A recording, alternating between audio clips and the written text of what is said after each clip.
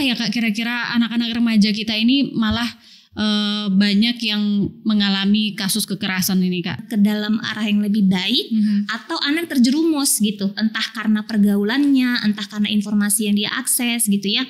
Boleh dibilang anak zaman sekarang itu 100 langkah lebih maju daripada cepat orang tuanya. Dan pertanyaan kita, seberapa paham Bapak dan Ibu terkait dengan isi handphonenya?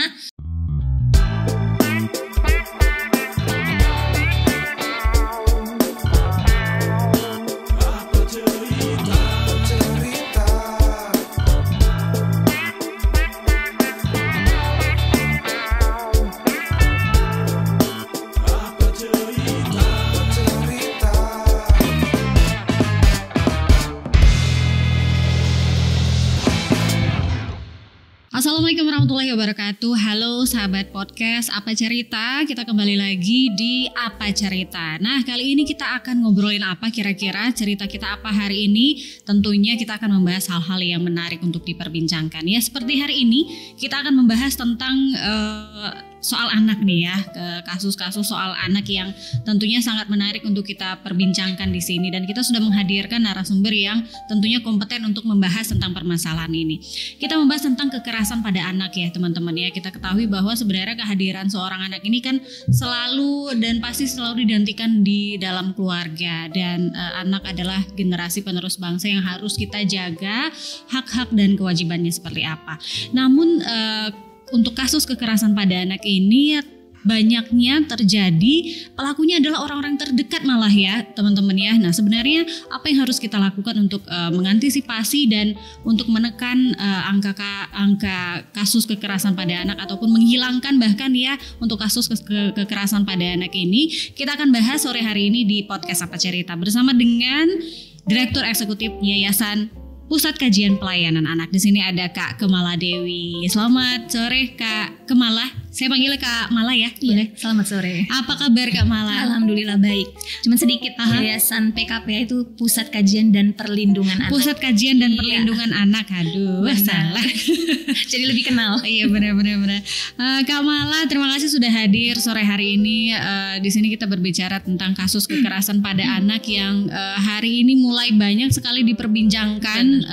Apa karena memang lagi banyak kasusnya atau memang sebelumnya sudah ada sejak dulu namun tidak terpublish atau seperti apa ini ya Kak Kemala ya? Kalau untuk di Sumatera Utara sendiri ini seberapa besar Kak kasus kekerasan pada anak? Ya, berdasarkan website SIGA, Sistem Informasi Gender dan Anak Provinsi Sumatera Utara, data kekerasan terhadap anak dan perempuan tahun 2022 itu sebanyak 1.495 kasus sepanjang tahun sekali. Dan 1.300 diantaranya atau hampir 90% itu adalah perempuan yang menjadi korban.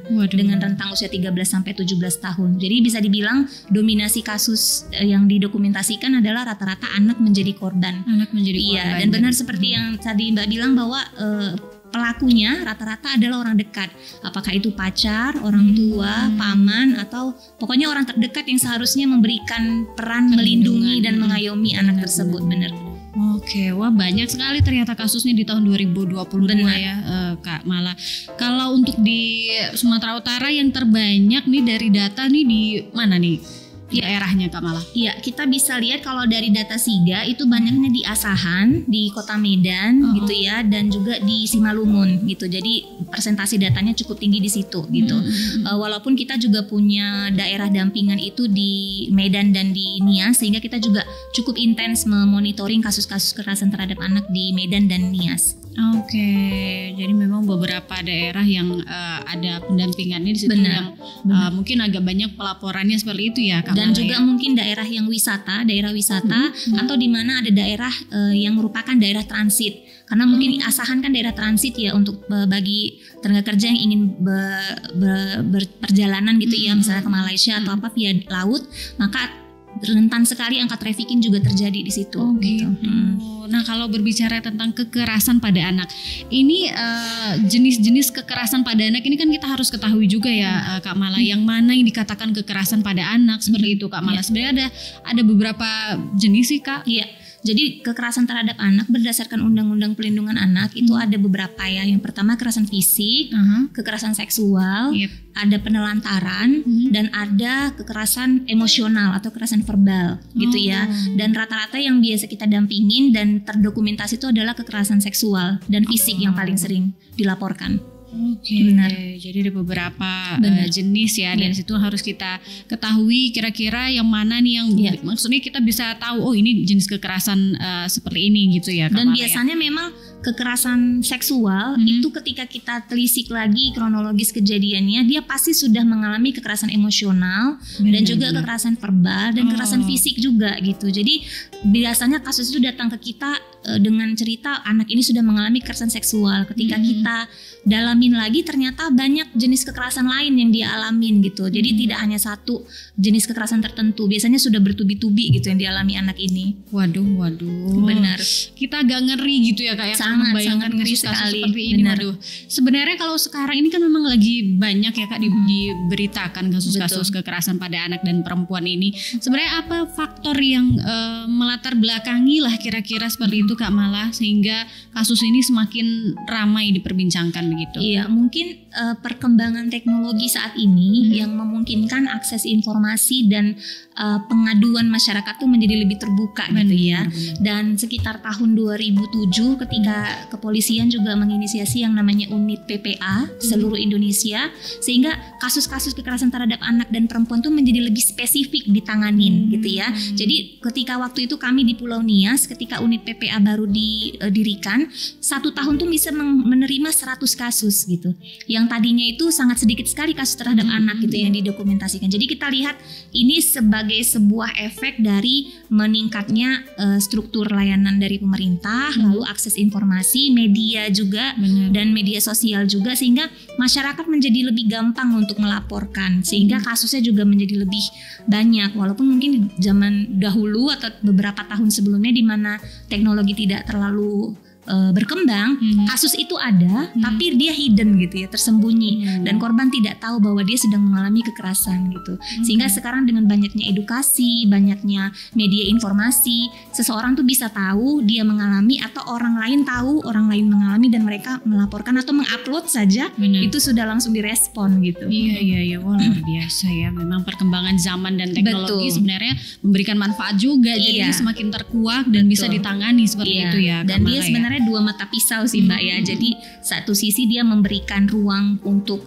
pengaduan, tapi di sisi lain dia juga memberikan dampak yang kurang baik jika kemudian orang-orang yang mengakses informasi ini tidak memiliki yang namanya digital literasi gitu ya, untuk menyaring informasi yang dia terima gitu. Benar. Nah tadi Kak Mala mengatakan bahwa rentan yang usia yang paling rentan tuh di usia berapa Kak? 13 sampai 17. 13 sampai 17 tahun. Ini kan usia-usia remaja begitu ya Kak Mala. Kenapa ya Kak kira-kira anak-anak remaja kita ini malah banyak yang mengalami kasus kekerasan ini Kak? Iya, karena di masa itu kan masa ingin mencari tahu ya, masa penasaran gitu ya tentang dirinya gitu ya, masa pertumbuhan yang kalau kita bilang tuh masa puber gitu. Dan di sisi lain kalau usia 12 tahun ke bawah, relasi lingkungan yang dikenal anak itu adalah orang tua, kakek, nenek, tetangga gitu ya. Sementara di usia 13 ke atas dia sudah mulai ngegeng, dia sudah mulai ada sosialisasi di sekolah, sehingga rasa ingin diakui oleh sebuah kelompok itu menjadi makin besar.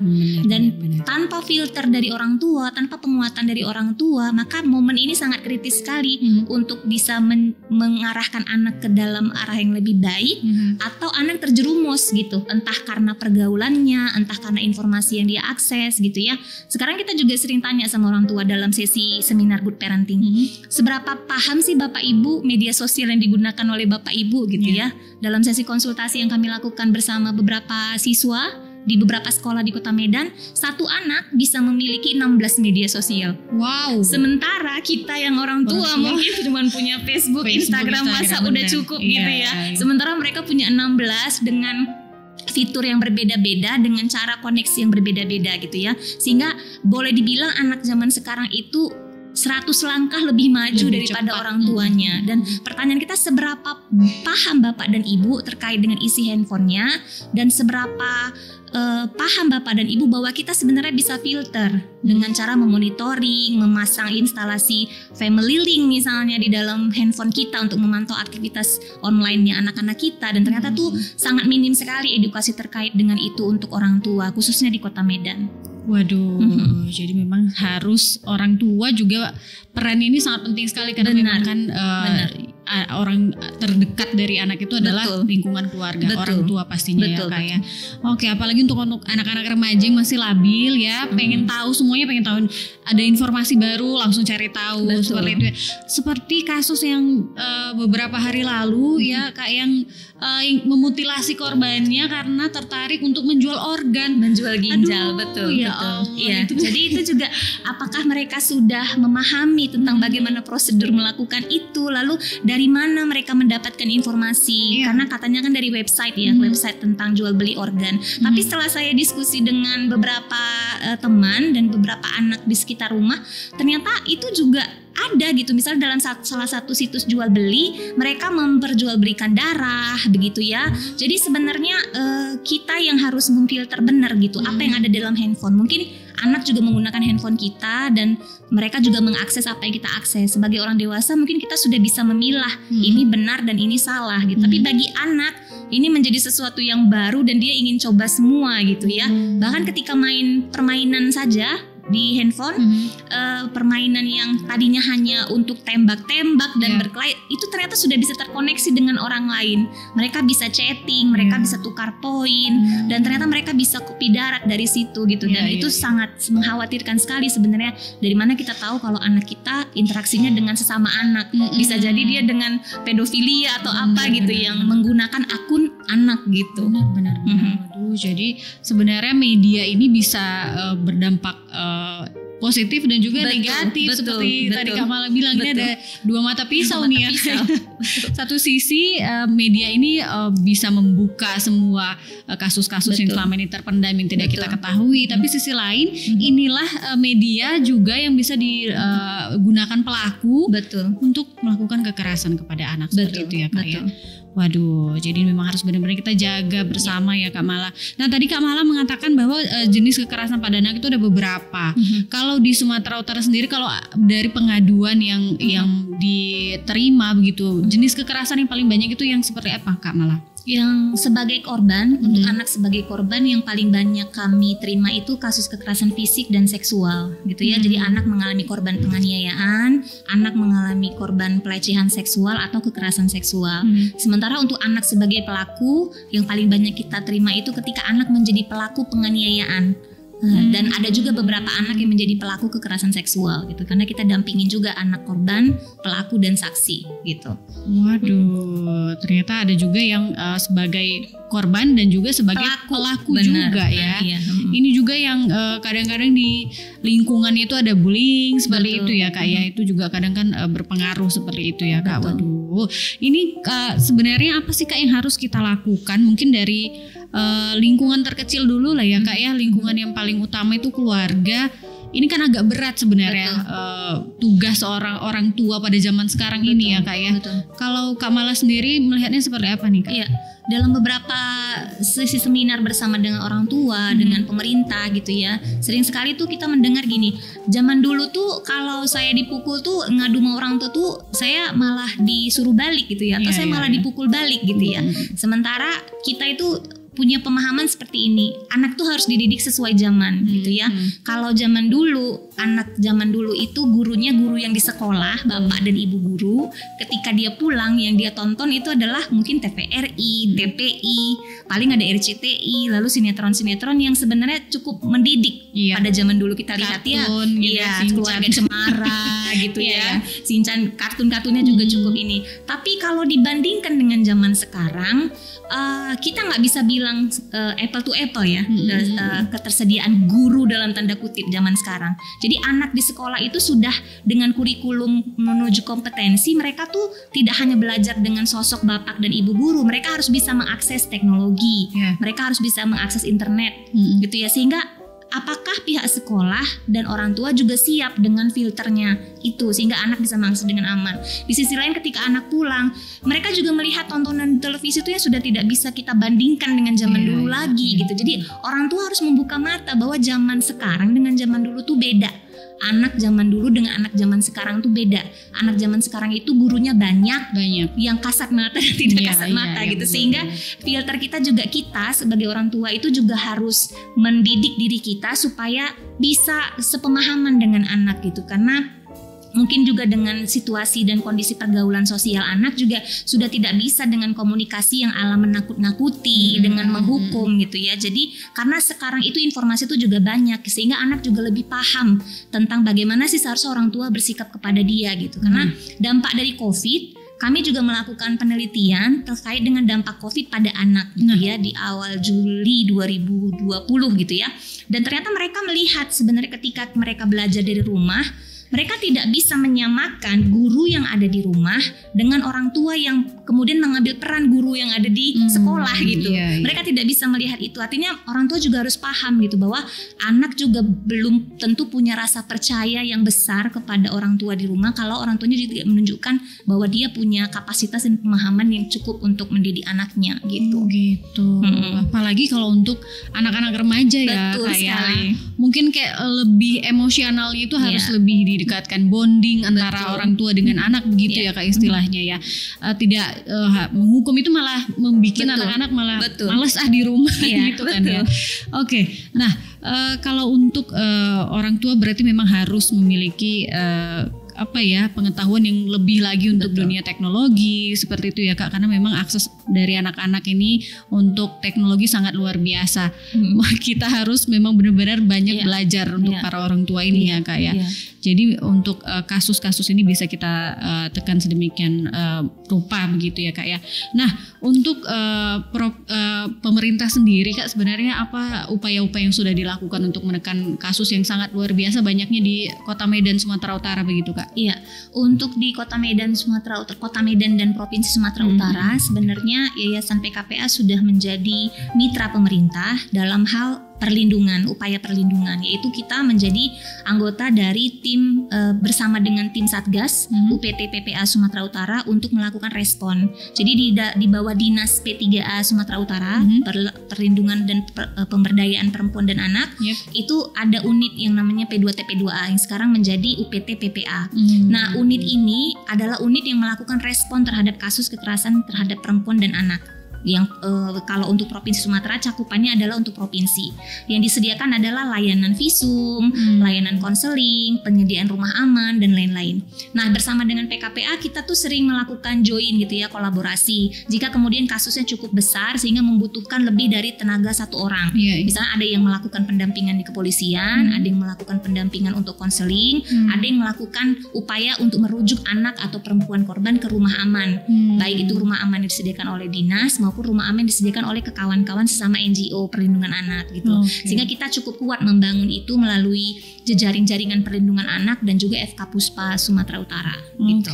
Kalau untuk di desa-desa seperti apa Kak Mala? Karena ini kan kadang banyak warga desa ini yang belum paham gitu, sosialisasinya belum sampai ke desa-desa. Seperti apa Kak? Nah, untuk di Kota Medan kita punya dampingan setidaknya di 3 kelurahan ya. Kelurahan yang ada di Kuala Bekala, di Ayahanda dan di Pitang Baris. Jadi untuk dampingan di kelurahan kita itu kita memberikan pelatihan kepada perwakilan dari masyarakat, apakah itu ibu-ibu dari perwiritan atau anggota kelompok masyarakat atau ibu-ibu dari komunitas gereja, kita dampingin menjadi paralegal. Kita sebutnya paralegal. Jadi paralegal ini adalah perwakilan masyarakat yang kemudian bisa memberikan edukasi, lalu tahu kemana dia merujuk jika dia menemukan kasus atau ada masyarakat warga yang mengadu kepada dia gitu. Dia berkonsultasinya kepada Kepling dengan lurah dan juga memiliki kontak person tim pendamping hukum di PKPA untuk kemungkinan merujuk ke kepolisian jika dibutuhkan gitu. Nah, untuk di Pulau Nias juga kita sudah cukup kuat dengan ini. Namun sayangnya kan layanan kita juga terbatas ya, kemampuan kita untuk merujuk. Maka itu sebenarnya ada peluang ketika Kementerian Pemberdayaan Perlindungan Anak itu memiliki program yang namanya PATBM, Perlindungan Anak Terpadu Berbasis Masyarakat. Jadi PATBM ini adalah menciptakan kader-kader di tingkat desa yang diberikan pelatihan seperti paralegal yang kemudian bisa memberikan edukasi dan merujuk jika kemudian menemukan kasus.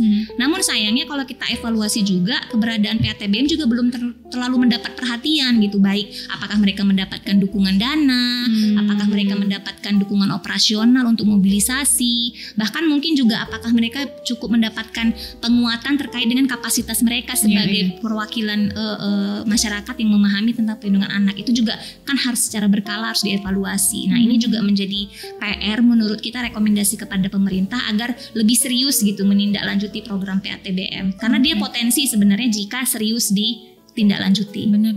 Karena paralegal ini juga sangat membantu. Betul. Ya kalau memang kerjanya maksimal di desa. Mereka frontlinernya sebenarnya. Karena kalau kita nunggu bapak ibu kepolisian kan paling rendah itu di tingkat polsek ya atau pospol. Sementara masyarakat tuh di rumah, di ranah pribadi yang mungkin tetangga gitu yang tahu apa yang terjadi gitu kan, cukup jauh jaraknya kalau memang harus nunggu ada yang menjemput kasusnya gitu. Nah, ini kalau ada pertanyaan dari masyarakat, ada mengetahui kasus kekerasan pada anak, kami harus apa nih begitu Kak Mala? Harus melapor kemana? Harus berbuat apa begitu? Betul. Kak Mala? Jadi ada berdasarkan beberapa pengalaman, media sosial lembaga-lembaga perlindungan anak juga bisa digunakan untuk mengadu gitu ya. Khususnya saya bisa bilang untuk Yayasan PKPA. Jadi Bapak Ibu bisa buka channel media sosial kita, media sosial resmi kita tuh ada di Facebook, Instagram. Itu bisa melakukan konsultasi hukum jika kemudian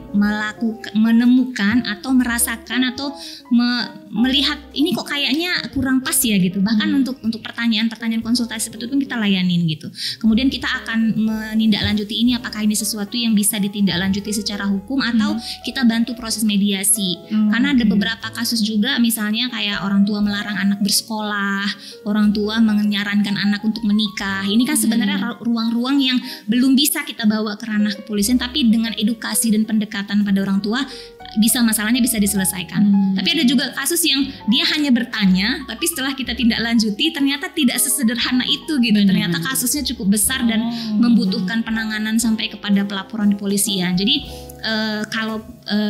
dan masyarakat juga bisa mengidentifikasi di mana polsek terdekat di tempat dia tinggal untuk kemudian bisa melakukan pelaporan jika kemudian menemukan. Jadi jangan takut untuk melapor gitu, karena itu hak kita sebagai masyarakat. Iya benar-benar. Ini biasanya pelapor ini suka takut gitu ya. Iya. Kita kadang mengetahui sesuatu yang tidak beres ya di lingkungan tinggal kita sekitar, tapi tidak berani melapor karena takut nggak mau ikut campur. Malah kadang seperti itu ya, Kak Mala menganggapnya udahlah biar jadi urusan masing-masing.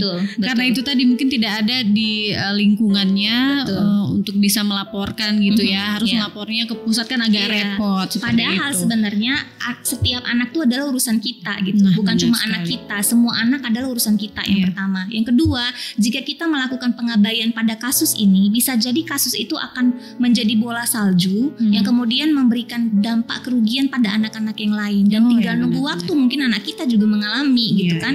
Sehingga itu yang pertama, secara nilai yang orang-orang harus memahami bahwa kita nggak bisa tutup mata kalau situasinya udah terkait kepentingan terbaik bagi anak gitu ya. Yang kedua, kalau memang takut itu ke bawah-bawah namanya dia gitu, dia bisa buat laporan masyarakat sebenarnya gitu. Jadi identifikasi Bapak Babin Kartipnas yang ada di masyarakat atau konsultasi juga ke Yayasan PKPA, kita bisa buat ini menjadi pengaduan masyarakat. Pengaduan masyarakat, bukan pengaduan pribadi ya Kak ya. Jadi agak lebih aman ya kalau takut namanya di bawah-bawah. Karena biasanya yang ditakutkan masyarakat seperti itu Kak Mala. Oke, baik. Nah, ini kan sangat luar biasa permasalahan ini ya Kak ya. Kadang anak-anak merasa hak-haknya tidak terpenuhi di dalam keluarga, mencari ketenangan ataupun pemuasan yang lain di luar rumah ataupun di lingkungan ataupun dimanapun itu, kadang-kadang yang membuat orang-orang asing datang kepadanya dan itulah kekerasan terjadi. Sebenarnya banyak sekali orang tua yang tidak memahami hak-hak anaknya begitu ya Kak ya. perlu juga kita edukasi kepada orang-orang tua di luar sana, sebenarnya hak-hak anak itu apa saja sih yang harus dipenuhi oleh orang tua sehingga anak itu bisa baik lah begitu ya. Berdasarkan Undang-Undang Perlindungan Anak, maka ada 4 dimensi utama dari hak anak, yang kemudian 4 dimensi utama ini yang akan diturunkan ke dalam hak-hak yang lain. Yang pertama adalah hak hidup gitu ya, sehingga makanya ketika Indonesia meratifikasi Konvensi Hak Anak di tahun 1989, mereka menambahkan, pemerintah Indonesia menambahkan, anak adalah setiap orang yang berusia di bawah 18 tahun. Nah, ketika Indonesia meratifikasi, maka dia tambahkan lagi ada satu statement, termasuk anak yang di dalam kandungan. Sehingga makanya tindak pidana aborsi itu menjadi sebuah perbuatan yang ilegal, melanggar hukum. Karena pemerintah Indonesia meyakini bahwa bahkan dalam kandungan, anak itu sudah punya hak untuk hidup. Dia harus dilahirkan.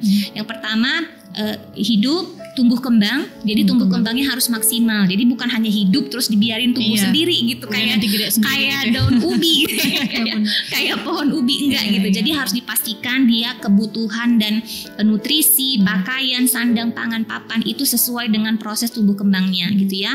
Dan makanya juga di dalam tupoksinya pemerintah disediakan program-program untuk mendukung gizi balita, posyandu, ibu hamil dan lain-lain. Itu untuk memastikan proses tumbuh kembang anak bisa maksimal. Nah, yang ketiga adalah hak perlindungan. Nah, ketika anak mendapatkan perilaku tidak menyenangkan, kekerasan dan lain-lain, maka negara wajib menyediakan gitu ya layanan bantuan hukum untuk melindungi anak ini. Dan yang terakhir itu adalah hak partisipasi, hak untuk didengar suaranya. Sehingga sebenarnya kalau orang tua bilang kamu anak kecil tahu apa gitu, sebenarnya dia sudah menyalahi hak anak gitu. Karena bahkan negara kita mengakui keberadaan anak itu sebagai bagian dari pembangunan dengan mengampu di setiap dinas P3A wajib membentuk yang namanya forum anak, dan itu menjadi salah satu indikator kota layak anak, yaitu forum anak yang mulai dibangun mulai dari desa, desa atau kelurahan, kecamatan, kabupaten, provinsi gitu, sampai nasional. Jadi itu berjenjang, dan proses pemilihan anggota forum anaknya juga dipimpin oleh anak, difasilitasi oleh anak, dan dipayungi oleh dinas setempat gitu. Sehingga itu untuk memastikan bahwa anak itu punya suara.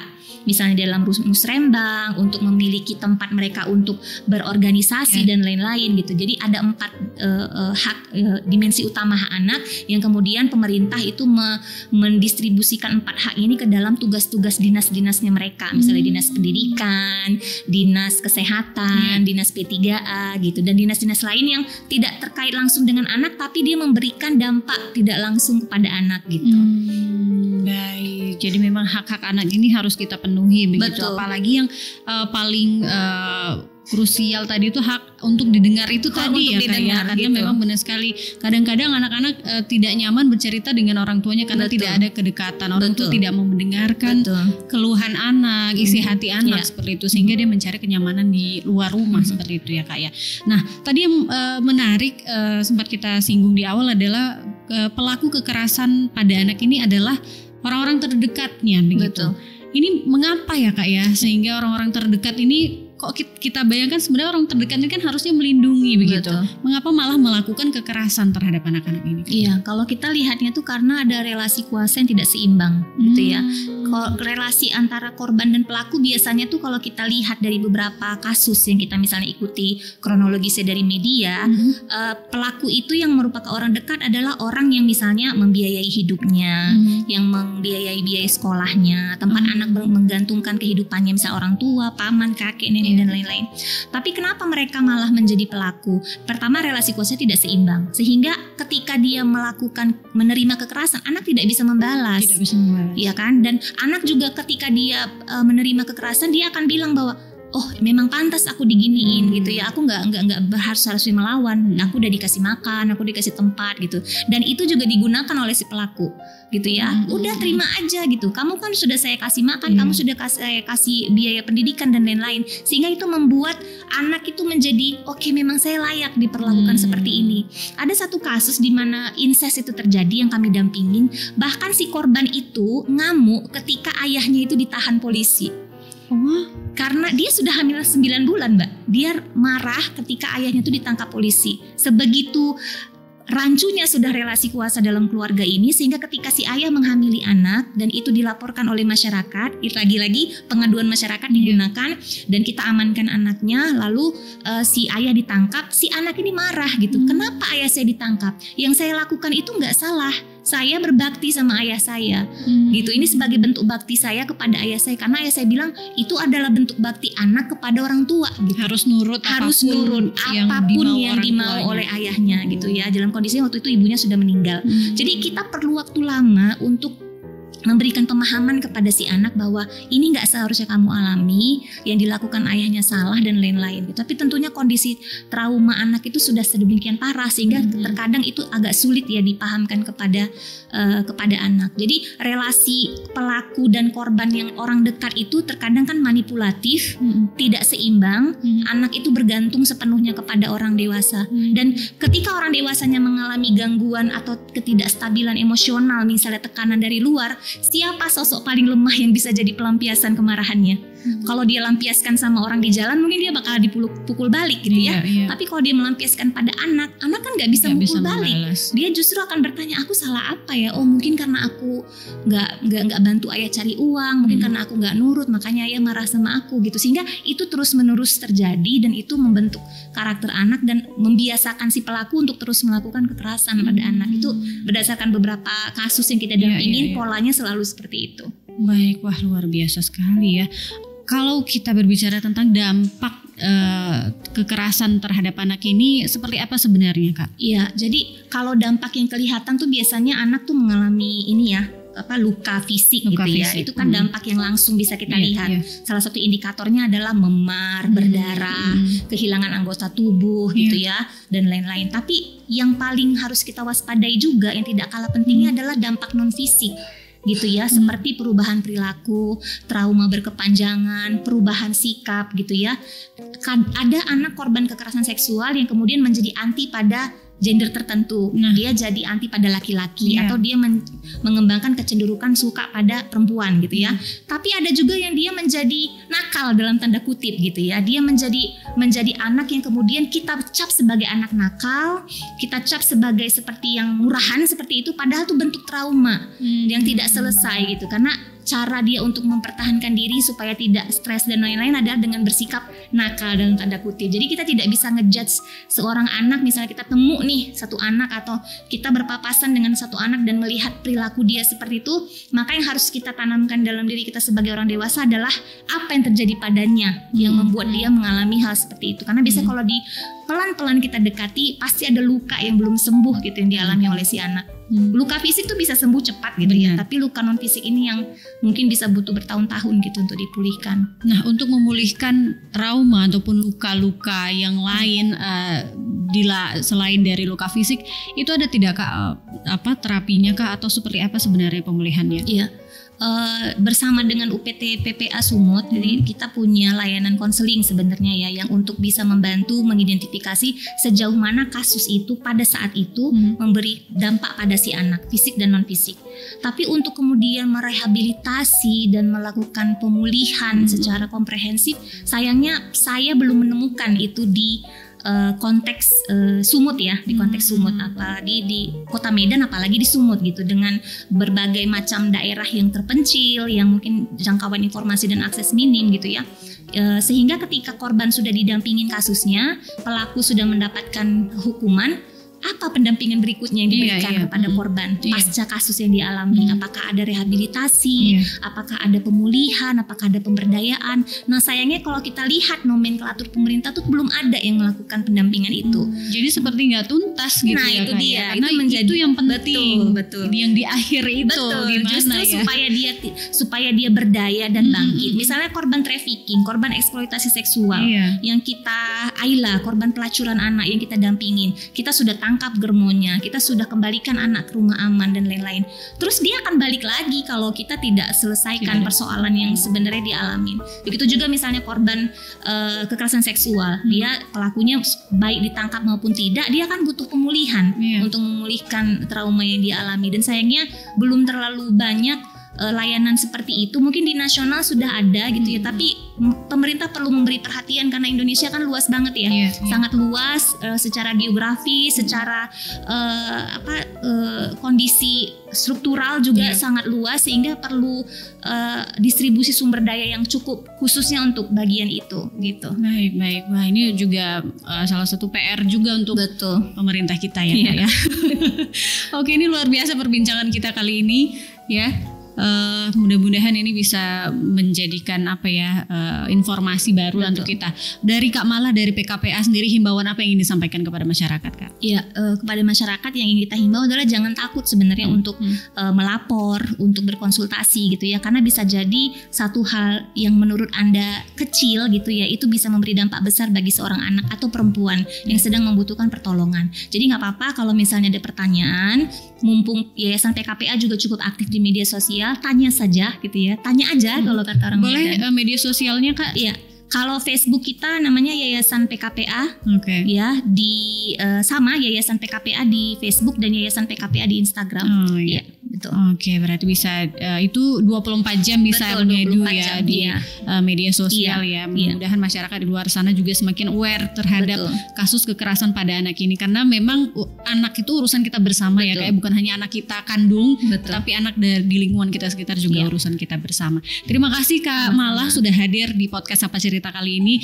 Ini agak menguras emosi karena miris sekali, sedih sih sebenarnya melihat kasus-kasus seperti ini. Baik, teman-teman podcast, terus saksikan podcast Apa Cerita ya. Nanti akan banyak lagi topik-topik perbincangan yang akan kita bahas. Jangan lupa like, komen, dan subscribe ya. Saya Kori, wassalamualaikum warahmatullahi wabarakatuh. Waalaikumsalam warahmatullahi wabarakatuh.